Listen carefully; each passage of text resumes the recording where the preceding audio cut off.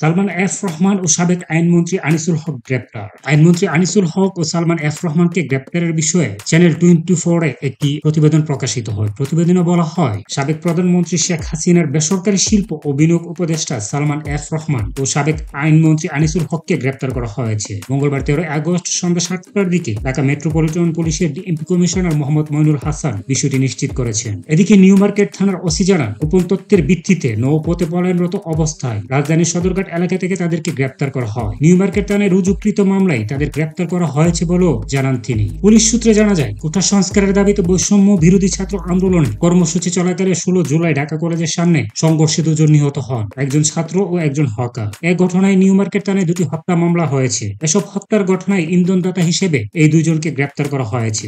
আইনজীবী আনিসুল হক 2014 সালে ব্রাহ্মণবাড়িয়া 4, আখাউড়া ও কসবা আসন থেকে নির্বাচন করে আওয়ামী লীগের সংসদ সদস্য নির্বাচিত হন। পর ওই বারেই তাকে আইনমন্ত্রী করা হয়। এরপর থেকে তিনি আইনমন্ত্রীর পদে ছিলেন। সালমান এফ রহমান এফবিসিসিআই এর সাবেক সভাপতি ও বেক্সিমকো গ্রুপের প্রতিষ্ঠাতাদের একজন। তিনি আওয়ামী লীগ সভাপতি শেখ হাসিনার বেসরকারি খাত বিষয়ক উপদেষ্টা ছিলেন। 2018 সালের নির্বাচনে সালমান এফ রহমান ঢাকা 1 আসন থেকে নির্বাচন করে আওয়ামী লীগ থেকে সংসদ সদস্য হন। পরে তাকে নিজের বেসরকারি শিল্প ও বিনিয়োগ উপদেষ্টা পদে নিয়োগ দেন সাবেক প্রধানমন্ত্রী শেখ হাসিনা। ছাত্র জনতার আন্দোলনের মুখে গত 5 আগস্ট প্রধানমন্ত্রীর পদ থেকে শেখ হাসিনা পদত্যাগ করে ভারতে পালিয়ে যান। এরপরে সরকারের অনেক মন্ত্রী, এমপি ও প্রভাবশালীরা গা ঢাকা দেন। তাদের কেউ কেউ দেশ ছাড়েন বলেও খবর পাওয়া গেছে।